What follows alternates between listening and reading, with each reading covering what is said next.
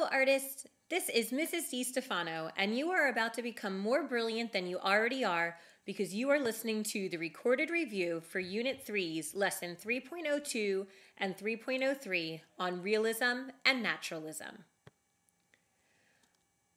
In the 19th century, a group of French artists turned away from classical subjects and instead started showing scenes of pastoral and everyday life. These are the goals for Lesson 3.02 on Realism and Naturalism.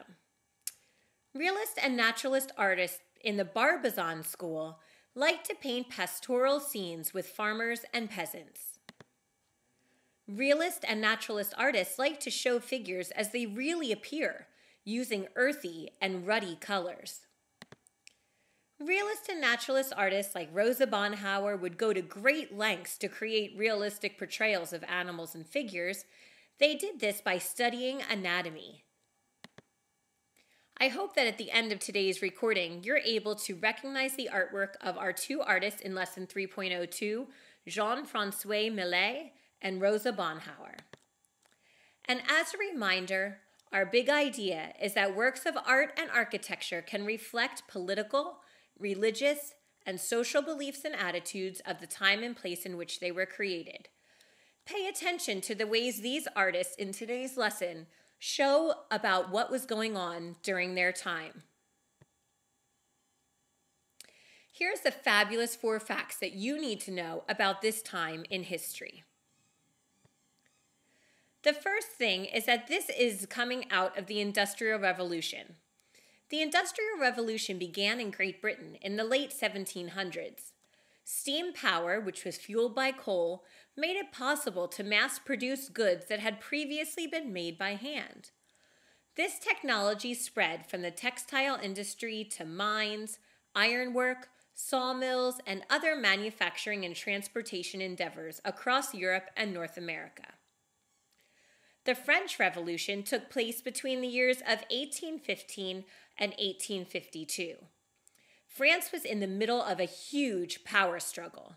The upper and middle class, known as the bourgeoisie, were being challenged by members of the lower class for the ways that the lower class was being treated. Many artists during this time period were inspired to record the lives of the poor rural workers. Out of this idea, an artistic movement known as the Barbizon School emerged. Artists like Jean-François Millet and Rosa Bonheur painted outdoor scenes of peasants, farms, and domesticated animals. Their inspiration came from nature and the people that worked the land. I think it's also important to note that during this time, there was a real lack of support for female artists and artists of color. Female artists were not even considered for acceptance into many boarding schools, let alone art schools. But female artists were often self-taught, and both females and African Americans had difficulty gaining acceptance and support for their artwork. The first artist in Lesson 3.02 is Jean-François Millet. He is known as a great painter of rural life. Millet was born in 1814 to a poor family in Normandy, France, just before the French Revolution. His father encouraged him to pursue his artistic ambitions. Millet and his family settled in a farming village just south of the capital in Barbizon. He was a major contributor to the artistic movement known as the Barbizon School. This school got its name because so many artists lived in this town, Barbizon, and they all worked together doing a similar style of painting. Like other members of the Barbizon School, Millet liked to paint pastoral scenes with farmers and peasant workers. They provided a different viewpoint from the formal romantic art that was popular at the time, and instead of doing artwork that was politically charged and emotional, they recorded the lives of the poor rural workers, gentle rolling hills, and the quiet country life. Jean-François painted these scenes of everyday life as they really appeared. He showed them with honesty and without idealization. This style has become known as realism or naturalism because painters in this style did not invent or inject emotion. They painted things as they really were. Let's take a closer look at one of Jean-Francois Millet's paintings called The Gleaners. Jean-Francois exhibits the characteristics of realism in his artwork. He creates his figures in muted, earthy tones, and he paints his figures as they really appear. Look at all of the browns and golds that are in this painting. That's what we mean when we say that they're muted and earthy tones. Who is in this picture? Well, there's two main groups. The first being the mounted supervisor, meaning this little guy way in the back who's sitting atop his horse, and the three peasant women in the foreground. How does Jean-Francois Millet show the separation of class, the upper class and the working class in this painting? How does he show unity between the women? Well, there's a couple ways that he does this. One way he does it is by emphasizing the size of the women. They're almost larger than the sky and the land themselves, which makes us believe that they're probably the most important thing in this painting to Jean-Francois. They're definitely much larger than the rich man in the back. The women, in their set of three, are also echoed in the back of the painting with the areas of three stacked hay bales. There seems to be an idea of trust between the women. They're not looking at each other, yet they're all digging in the ground trying to get any small bit of grain that they can use for their meager amount of pay for their day's work. The curves of the women's back seem to echo the repeated curves in the hay bales, which lead us to believe that these women are tied to the land, and that's how they're making their living. Now, how do you think this painting was received by society when it was first revealed in 1857? Well, I'm going to let you think about that, and you can write your answer into the Unit 3 extra credit drop box for your teacher. But I'll give you a clue. The Gleaners originally sold for 3,000 francs. 10 years after Millet's death, it was sold for 300,000 francs. That's the equivalent of originally being sold for $5 and later being sold for $300.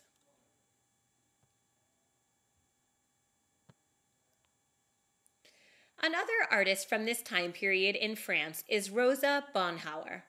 Rosa Bonheur is best known as a painter of animals. She was born in 1822 to an equal rights activist parents. Because of this, even though she was a woman, Rosa was greatly encouraged to pursue opportunities that at the time were only available to men. Rosa was unable to attend the all-male art schools, so she taught herself how to paint, spending countless hours mastering her skills by sketching and copying museum artworks of great masters. Bonheur's real passion was animals, and her family moved to the country near Barbizon so that she could be nearer to her artistic inspirations. Rosa went to great lengths to increase the elements of realism and naturalism in her artwork. She studied animals firsthand and made detailed sketches at the slaughterhouse to further hone her skills in order to paint animals' anatomy in a realistic detail. She actually dissected the animals at the veterinary school. That's how much she wanted her work to be realistic. Let's take a closer look at one of Rosa Bonheur's well-known paintings, Plowing in the Nirvanas, The Dressing of the Vines. This painting is a massive undertaking. Imagine how you would feel standing next to this 5-foot by 9-inch by 8-foot by 8-inch painting. That's enormous. You would be trading glances with this immense oxen, looking him right in the eye. You can let me know how you feel about that in the Unit 3 extra credit drop box. And also, reflect on this. Rosa was said to prefer beasts to man.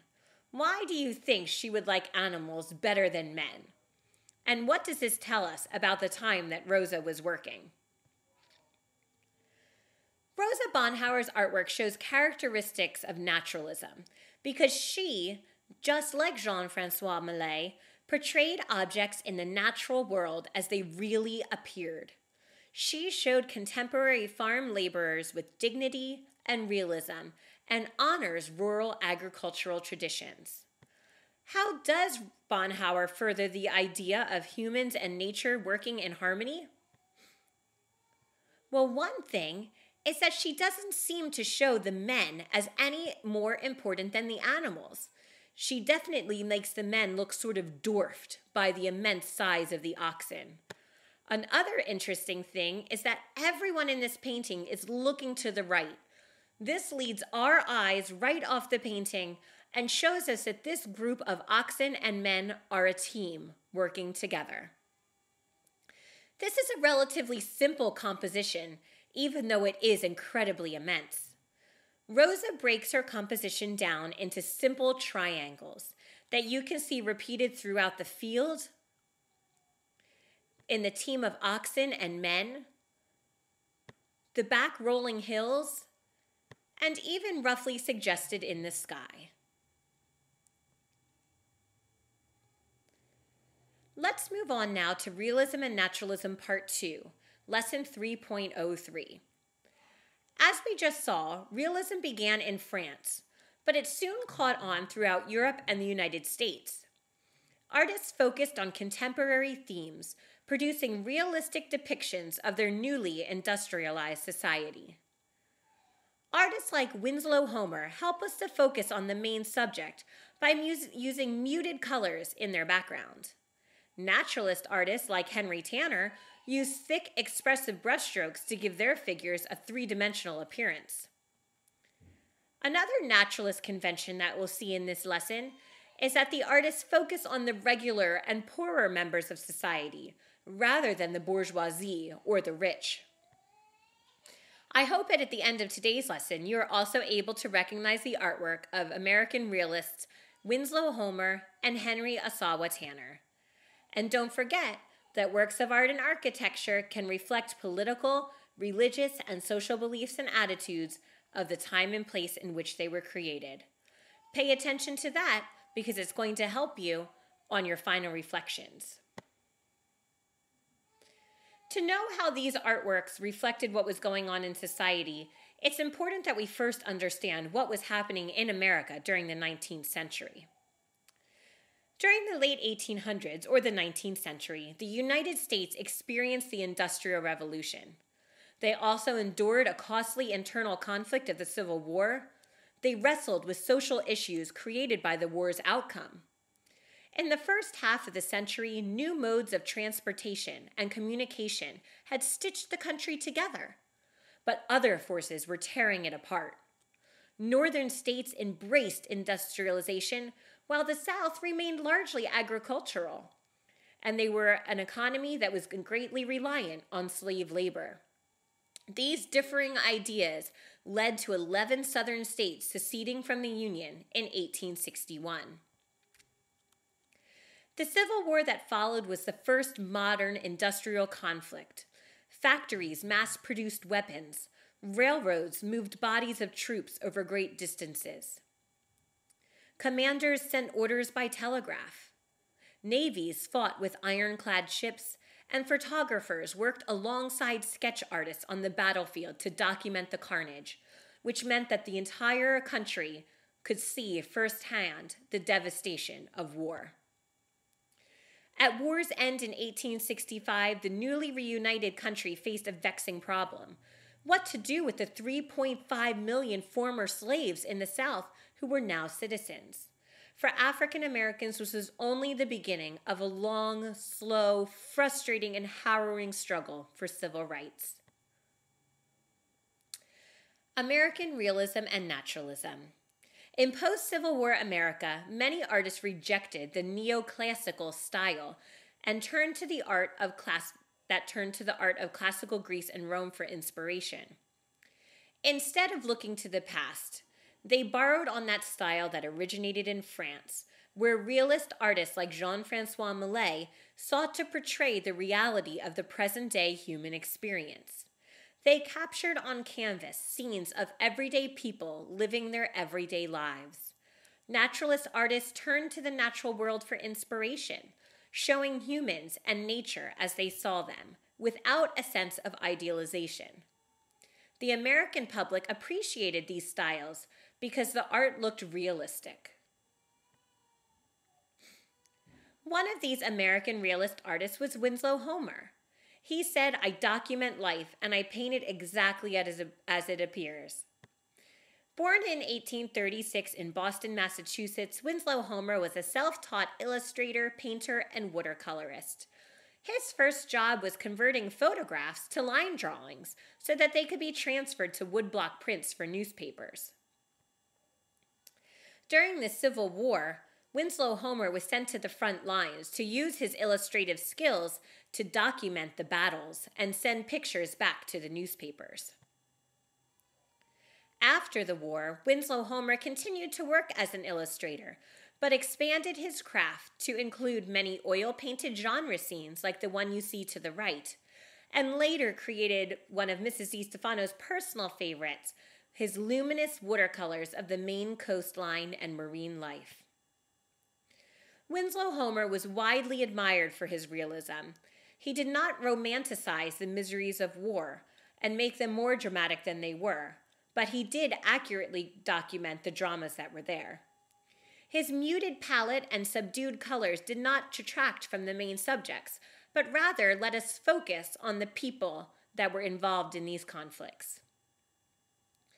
Let's take a closer look at one of Winslow Homer's earlier oil paintings, Prisoners from the Front. This is a Civil War image that shows several members of the war.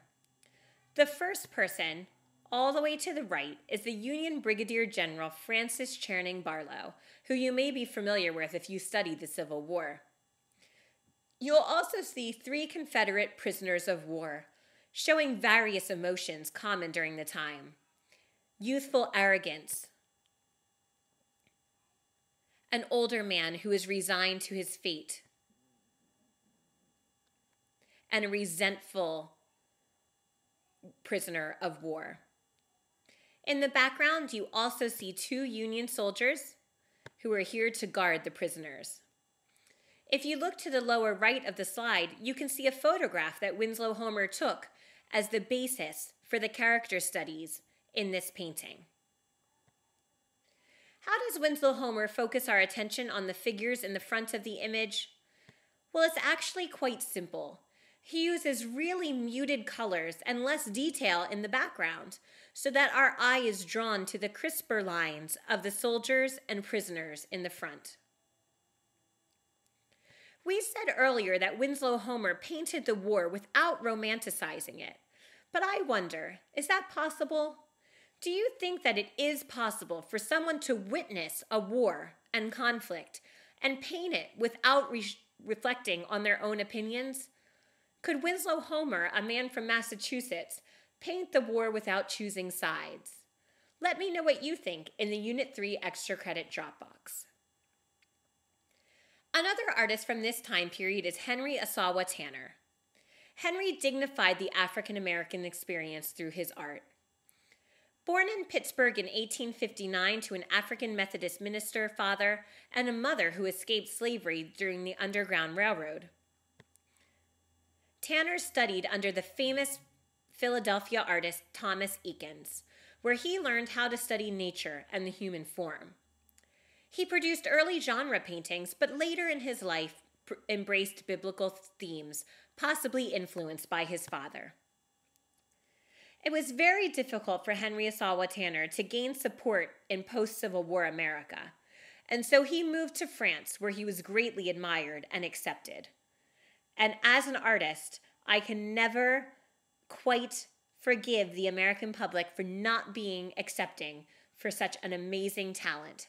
How would the history of American art have been different had we accepted Henry Ossawa Tanner based on his talent and merit and not judged him on the color of his skin? Tanner struggled to dignify the portrayal of the African American family in America. He was quoted as saying, "Many artists who have represented Negro life see it as comic or ludicrous, and they lack the sympathy and appreciation for the big warm heart that dwells within a rough exterior. One of my favorite paintings of Henry Asawa Tanner is pictured at the bottom of the slide, the banjo lesson. I love the sensitivity and the bond that you see between the older man and the young child as they try to pass on the great tradition of banjo playing. Let's take a closer look at Henry Asawa Tanner's The Thankful Poor. This picture is representative of Henry Tanner's early genre paintings. Who is in this picture? Well, we see a young boy and an elderly man who sit down together for a quiet meal. How does Henry Tanner represent their humble existence?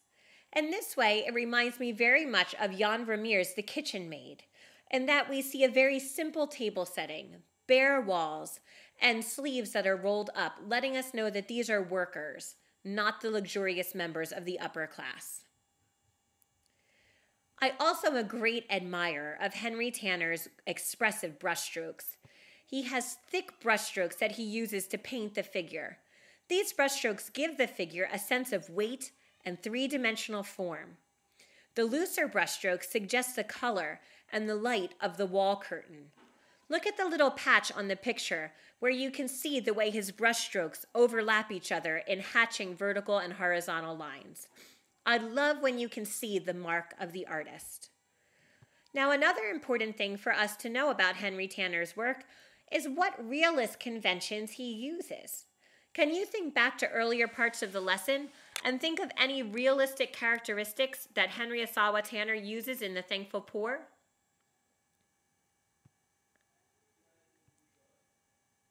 Henry Tanner portrays the ordinary African Americans in his artwork. He doesn't show the members of the upper class. He shows ordinary people without idealization in the lives that they led.